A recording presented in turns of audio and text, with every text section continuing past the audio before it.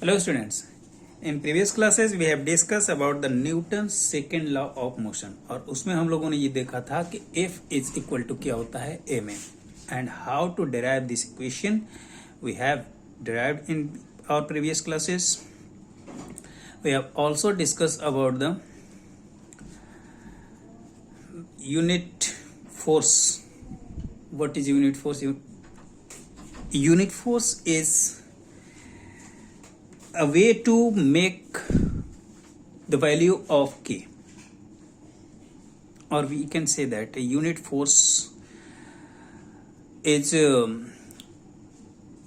that type of force which when acting on a body of unit mass produces in it an acceleration of 1 unit. Okay, so we have some units of these forces. Two type of units are there. Firstly we have to discuss about, चलो देखते हैं क्या क्या है. Unit of force, unit of क्या force. ठीक है, तो यूनिट ऑफ फोर्स हमारे पास दो तरह के होंगे. ठीक है, पहले टाइप का जो यूनिट ऑफ फोर्स होगा वो होगा एब्सोल्यूट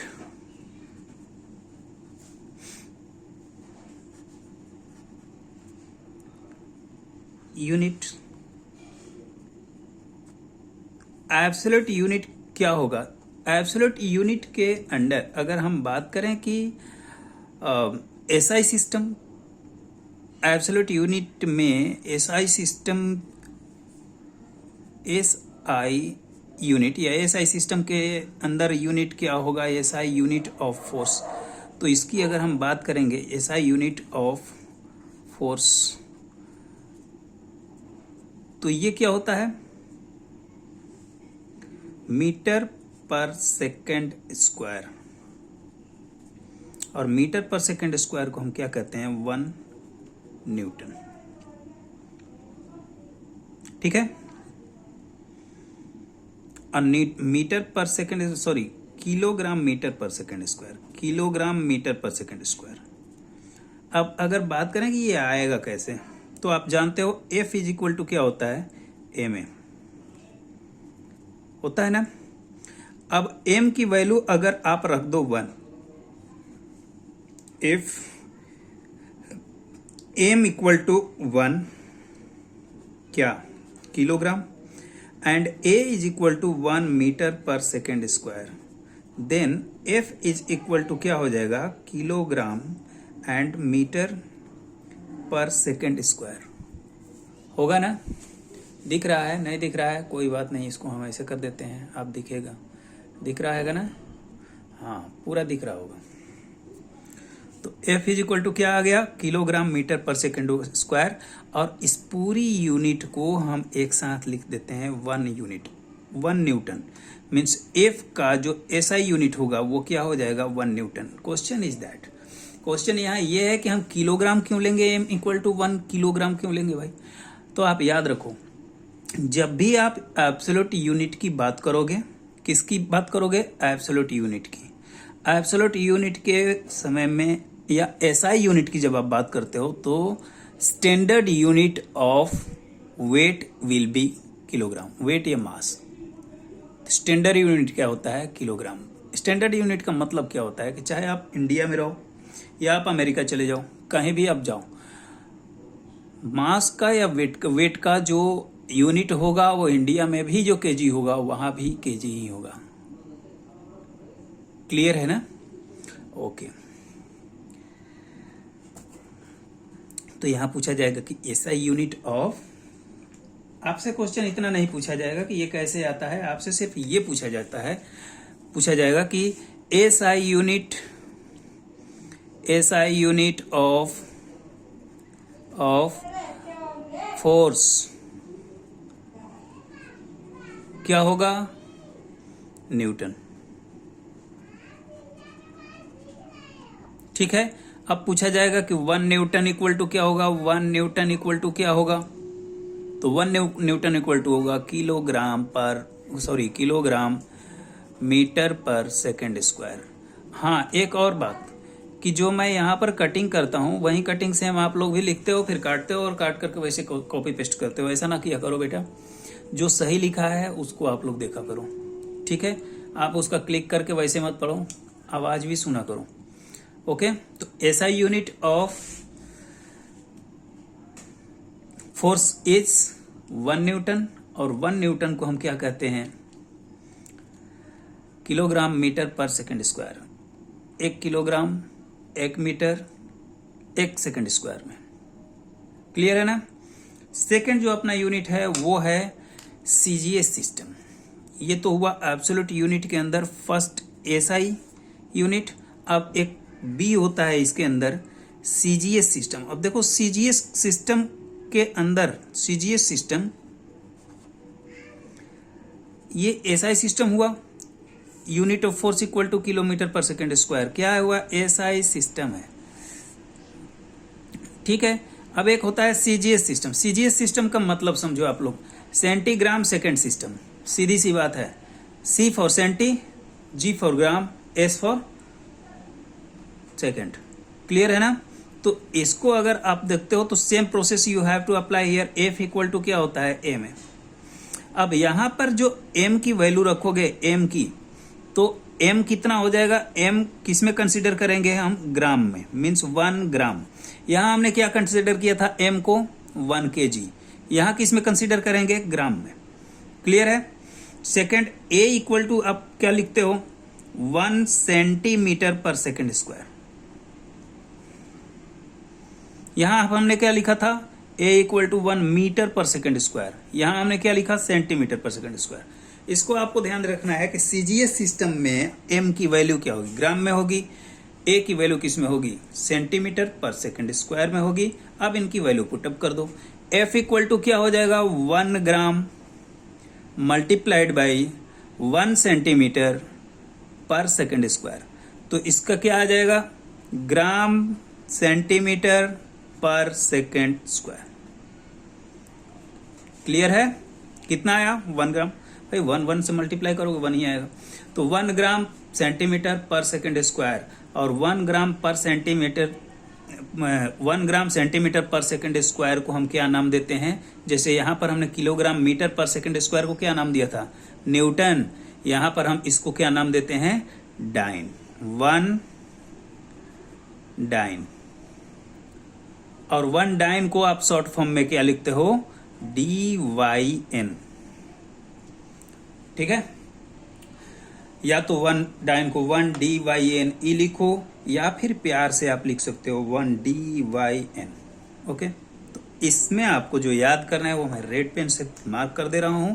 वो आप लिखोगे कि सीजीएस सिस्टम, सीजीएस सिस्टम, या ऐसे लिखो, under CGS system force, unit of force, क्या लिखोगे, unit of force is equal to, क्या आएगा, ग्राम मीटर पर सेकेंड स्क्वायर, ठीक है। या आप इसी को लिख सकते हो 1 डाइन, 1 डाइन, या आप इसी को लिख सकते हो 1 dyne is equal to 1 gram metre पर सेकेंड स्क्वायर। अब ये जो याद करना है उसे मैं ग्रीन से मार्क कर दे रहा हूं, और आप लोग उसको याद करना, ठीक है। पहला आपको क्या याद करना है, ये याद रखना है, एसआई यूनिट में न्यूटन होता है, 1 newton equal to kilogram metre पर सेकेंड स्क्वायर होता है। इसमें आपको क्या लिखना है, सीजीएस सिस्टम में यूनिट ऑफ फोर्स क्या होता है, ग्राम मीटर पर सेकेंड स्क्वायर होता है। और 1 डाइन इक्वल टू क्या होता है, 1 ग्राम मीटर पर second square. All these you have to remember always. It may be asked in your 1 marks question. This is most important for your coming examination or always. ठीक है। तो ये हुई कि इसके अंदर एब्सोल्यूट यूनिट्स के अंदर अगर हम बात करें सेकंड की, तो वो जो होता है उसको हम कहते हैं, सेकंड जो अपना यूनिट होता है उसको कहते हैं ग्रेविटेशनल यूनिट। क्या कहते हैं? Gravitational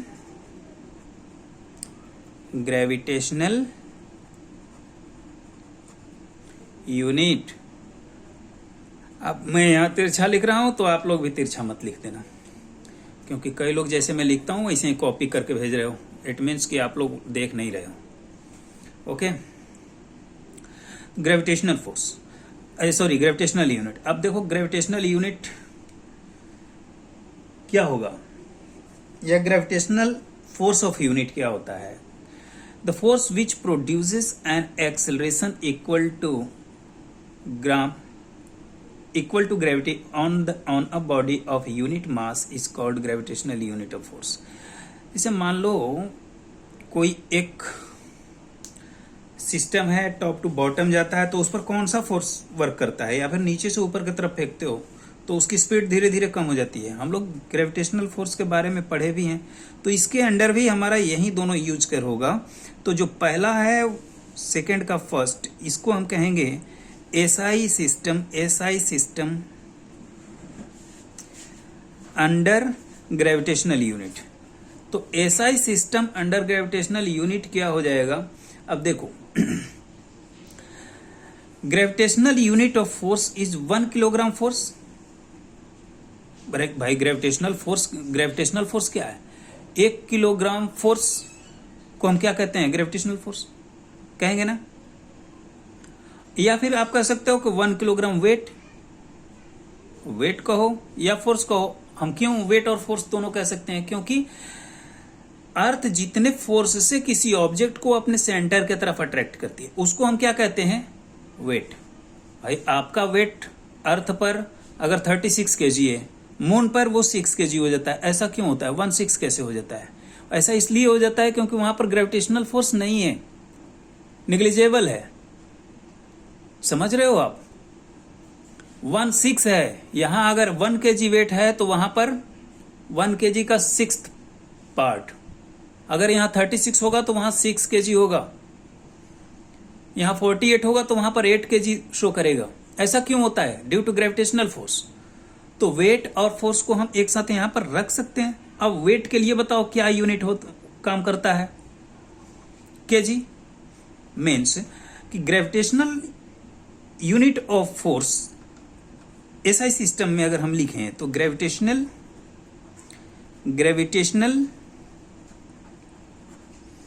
unit of force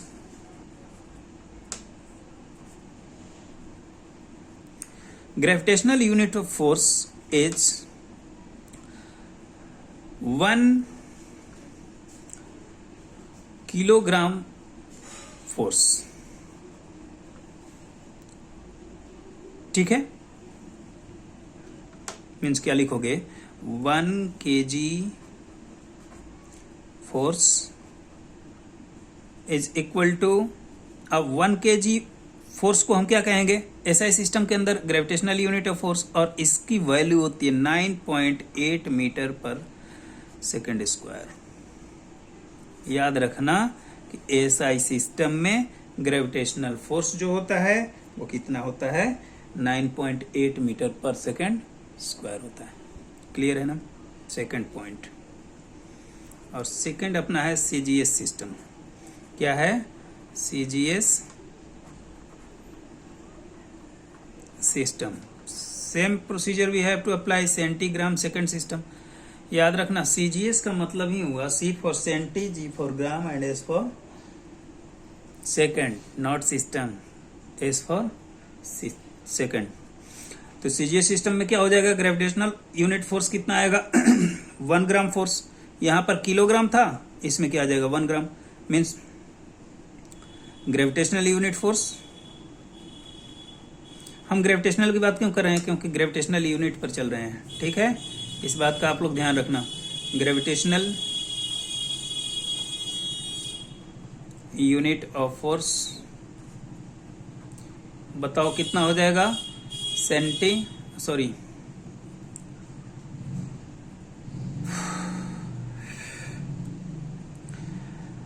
1 gram force. और 1 ग्राम फोर्स इक्वल टू क्या आ जाएगा 980 सेंटीमीटर पर सेकंड स्क्वायर। आप कहोगे कि 980 क्यों आया, कन्वर्ट करने लग किलोग्राम को ग्राम में, ठीक है, किलोग्राम को ग्राम में, तो मीटर किस में आ जाएगा, सेंटीमीटर में, सेकंड तो जो कहते हुए सिंपली आप कैलकुलेट कर सकते हो। क्लियर है ना। तो ये इतनी बातें हुई हमारी यूनिट के बारे में, और ये आपको आना चाहिए। नहीं दिख रहा है, अब दिख रहा होगा। अब इसका स्क्रीनशॉट ले लेना और यहाँ से आप लोग लिख लेना। ओके, तो देखो अपना जो सेकंड पॉइंट होता है, अपना जो सेकंड पॉइंट है उसको कहते हैं इम्पल्स। अब ये अपना एक अलग टर्म आएगा, that is known as impulse. Second क्या टर्म, अब इसको उसमें ऐड नहीं कर देना, ये अलग टर्म है, इसको कहते हैं इम्पल्स। क्या कहते हैं, इम्पल्स। और इम्पल्स का मतलब होता है, इम्पल्स और मोमेंट में डिफरेंस है, याद रखिएगा इस बात को। अपने से इसे डील मत कर देना, अपना खोपड़ी नहीं लगा देना, ठीक है। इम्पल्स क्या होता है कि जब ज्यादा force, a large force acting on a body for a short time, कम समय के लिए अगर ज्यादा फोर्स अप्लाई किया जा रहा है तो उसको हम क्या कहते हैं, impulse. Means if we define impulse we can write as a large force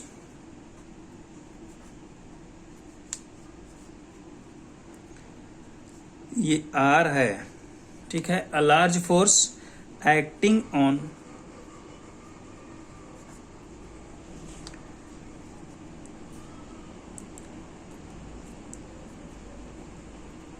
a body for a short time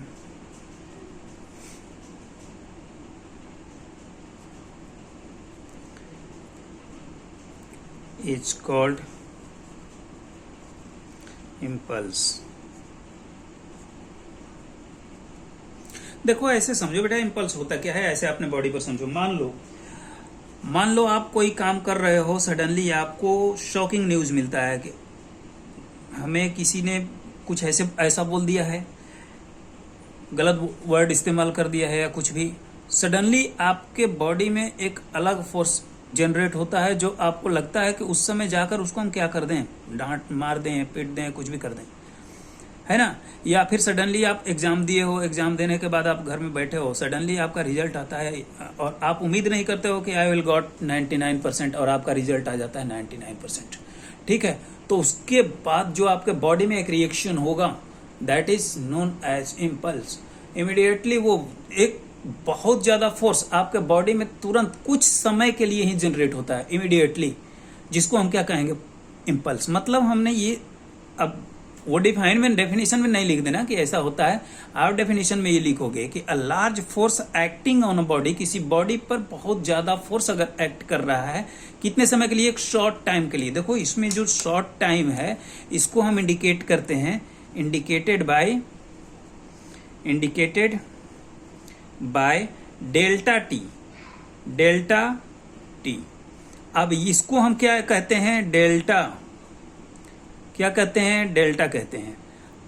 जहां भी डेल्टा लगेगा ये शॉर्ट को इंडिकेट करता है। अगर डेल्टा के बाद टी लगा है मतलब शॉर्ट टाइम। डेल्टा के बाद, इस डेल्टा का बहुत यूज होगा, आप आगे केमिस्ट्री में यूज करोगे, डेल्टा का यूज बहुत ज्यादा होगा। डेल्टा एच, डेल्टा एस, बहुत चीजें मिलेंगी, ठीक है। तो जहां भी डेल्टा लगेगा ये शॉर्ट रेंज को बताता है, शॉर्ट रेंज को। ये आप हमेशा याद रखिएगा, ट्रायंगल मत बोलना। ये डेल्टा टी है, इसको हम डेल्टा बोलते हैं, और डेल्टा टी बताता है short range, means short time को, ठीक है। इस बात का हमेशा आप लोग ध्यान रखोगे। अब देखो यहाँ क्या कहता है, a large force acting on a body for a short time is called impulse. तो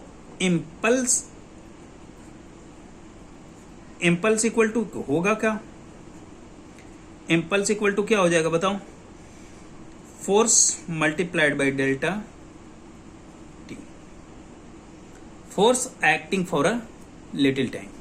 मीन्स बहुत शॉर्ट रेंज टाइम के लिए। क्लियर है ना? अब देखो फोर्स इज इक्वल टू क्या आ गया, डेल्टा टी। न्यूटन का सेकेंड लॉ क्या कहता है कि F equal to M A. कौन कहता है? According to Newton second law.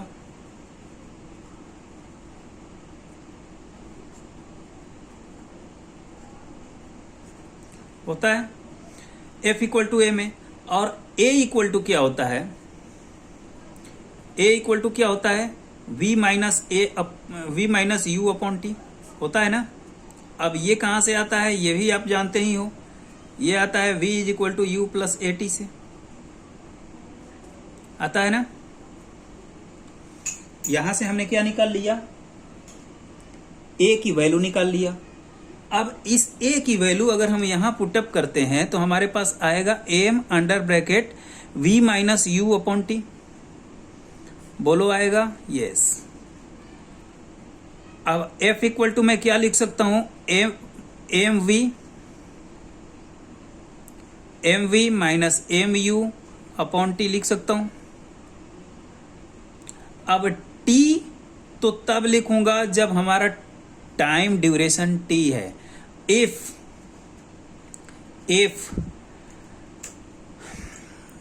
Acting force या फोर्स इज एक्टिंग लिखो, force is acting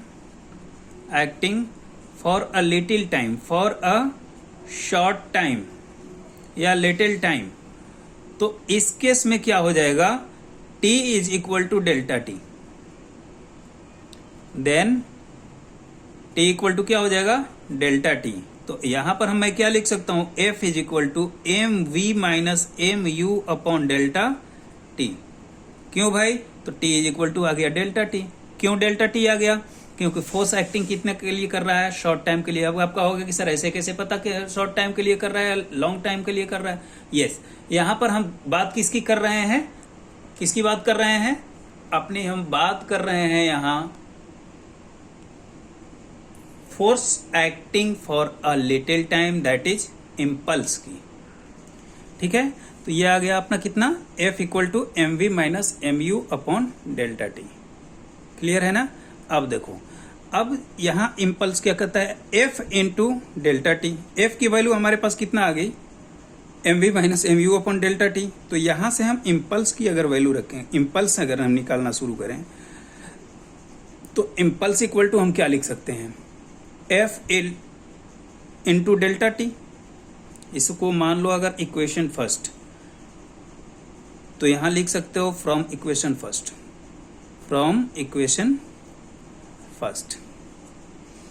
impulse equal to क्या आया? F minus delta T. इसे आप यहां से देख सकते हो, इम्पल्स अपना कितना है? F equal to delta T. हमने वही वाला यहां लिखा। आप put the value of F here. F की वैल्यू आप पुट करते हो तो इम्पल्स कितना आएगा बताओ? इम्पल्स इक्वल टू F की वैल्यू रख दो, M V minus M U upon delta T and multiplied by delta T also. ये डेल्टा टी, ठीक है। अब ये delta T and delta T will be cancel. What you get? M V minus M you.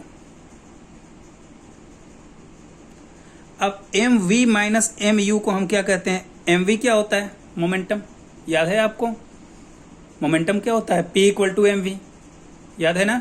तो यहां पर M V minus M U क्या हो गया? ये हो गया फाइनल, ये हो गया इनिशियल मोमेंटम। मीन्स इसको मैं लिख सकता हूं फाइनल मोमेंटम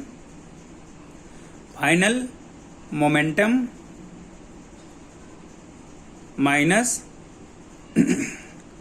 इनिशियल, नहीं दिख रहा, इनिशियल लिखे हैं, इनिशियल मोमेंटम। ठीक है। अब फाइनल मोमेंटम और इनिशियल मोमेंटम, इसको आप क्या लिखते हो? Change in momentum. क्या लिखते हो?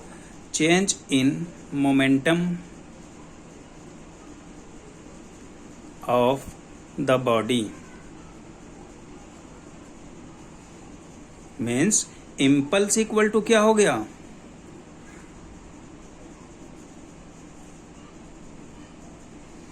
इम्पल्स इज, आप क्या यहाँ से लिख सकते हो, impulse is given by the change in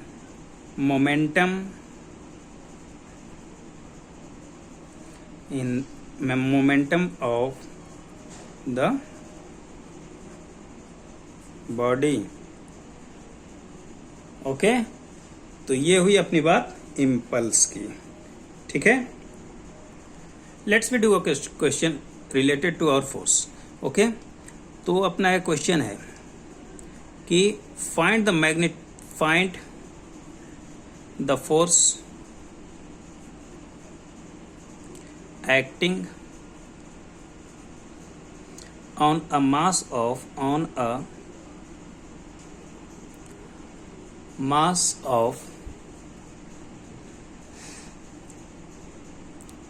18 kilogram at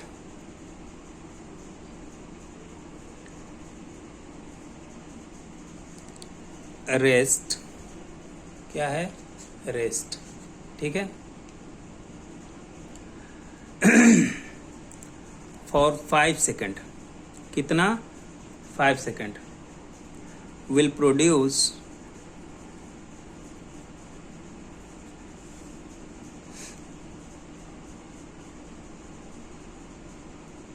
a velocity of in velocity of how much, 36 kilometre per hour. कहते हैं find the force acting on a mass of 18 kilogram at rest. कोई अगर object rest पर है, कितने उसका मास है, 18 kilogram. कोई एक ऑब्जेक्ट है जिसका मास 18 किलोग्राम है और वो रेस्ट पोजीशन पर है, उस पर कोई फोर्स एक्ट कर रहा है 5 सेकंड के लिए और उसमें वेलोसिटी आ जाती है रेस्ट से 36 किलोमीटर पर आवर की। तो बताओ कि वो फोर्स कितना लगाया गया, मीन्स कितना फोर्स लगाया जाए कि 18 किलोग्राम का कोई ऑब्जेक्ट 5 सेकंड में 36 किलोमीटर पर आवर की वेलोसिटी ऑक्युपाई कर ले। किसी भी तरह से आप इसको समझ सकते हो या पूछा जा सकता है आपसे। तो यहां हमने सबसे पहले क्या बताया था कि हम कोई भी सॉल्यूशन करेंगे तो सबसे पहले क्या करेंगे, गिवन डेटा लिख लेंगे। गिवन क्या दिया है, इनिशियल वेलोसिटी, भाई रेस्ट में है तो इनिशियल कितना होगा,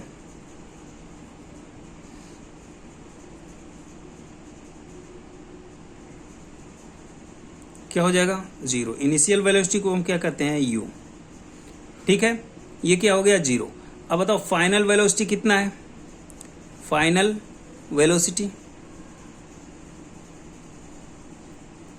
वेलोसिटी को हम इंडिकेट करते हैं v से, 36 किलोमीटर पर आवर। क्या लिखेंगे, 36 किलोमीटर पर आवर। हमने ये भी डिस्कस किया था कि जब किलोमीटर पर आवर में हो तो आप उसको किस में कन्वर्ट कर दो, मीटर पर सेकंड में कन्वर्ट कर दो। तो मीटर पर सेकंड में कन्वर्ट करने के लिए हम क्या करेंगे, किलोमीटर पर आवर को 5/18 से क्या कर देंगे, मल्टीप्लाई। ठीक है, तो ये कितना आ गया, 2 × 5 = 10 मीटर पर सेकंड। ठीक है, टाइम कितना दिया हुआ है अपने पास, बताओ टाइम कितना दिया हुआ है, 5 सेकंड। अब होता क्या है, F = होता क्या है, ma, और a तो हमें पता ही नहीं है, तो पहले हम निकालेंगे a। ठीक है, ध्यान रखना कैसे कैसे हम किसी डेटा से अपना निकालते हैं। तो हमारा फॉर्मूला क्या होता है, F = ma, हमें फोर्स निकालना है, F = होता है ma और a तो हमें पता नहीं है। कौन सा फॉर्मूला यूज करोगे, हाँ कौन सा हम फॉर्मूला यहाँ पर यूज करेंगे, ए के लिए हम फॉर्मूला यूज करेंगे v = क्या होता है, u + at। और यहाँ से हमने देखा था कि a = क्या होता है, v - u/t। अब v की वैल्यू दी हुई है कितना, 10 मीटर पर सेकंड, 10 माइनस u कितना है, 0/5 कितना है, टाइम कितना है, 5। बताओ कितना आ जाएगा, 10/5 मीन्स 2 मीटर पर सेकेंड स्क्वायर। आ गया ना। अब ए की वैल्यू हमें मिल गई। ए इक्वल टू क्या आया, ये ए की वैल्यू हुई, ठीक है। ये और लिखे हैं, ज्यादा दिमाग नहीं लगाना आप लोग। और ए इक्वल टू आ गया अपना 2 मीटर पर सेकेंड स्क्वायर। अब ए की वैल्यू आप इसमें पुटअप कर दो। एफ इक्वल टू क्या होता है ए में, तो फोर्स इक्वल टू क्या हो जाएगा, मास दिया हुआ है अपना, मास कितना है 18। यहां पर मास नहीं लिखे हैं ना, मास भी लिख लो। मास कितना है 18 किलोग्राम, ठीक है। अब 18 मल्टीप्लाइड बाई कितना है 2 मीटर पर सेकेंड स्क्वायर। 2 कितना आ गया अपना 36। अब बताओ 36 और ये 18 किस में था, केजी में, ये किस में था, मीटर पर सेकेंड स्क्वायर में। तो केजी मीटर पर सेकेंड स्क्वायर, बताओ किसको कहते हैं, केजी मीटर पर सेकेंड स्क्वायर को हम क्या लिख सकते हैं, न्यूटन। 36 न्यूटन मीन्स फोर्स कितना अप्लाई हुआ उस पर, 36 न्यूटन। इसका मतलब क्या हुआ, आप इसको समझो कि if we apply 36 newton force on any object which has 18 kilogram of mass at rest position, if we apply this force for 5 seconds, it produce the velocity of 36 kilometre per hour, ठीक है। अगर हम 36 Newton का force उस object पर apply करें जिसका मास कितना है 18 किलोग्राम है, उस पर अगर हम 36 किलोग्राम 36 न्यूटन का फोर्स अगर 5 सेकंड के लिए अप्लाई करते हैं तो उस ऑब्जेक्ट में 36 किलोमीटर पर आवर की वेलोसिटी प्रोड्यूस हो जाएगी। क्लियर है ना, ओके, थैंक यू।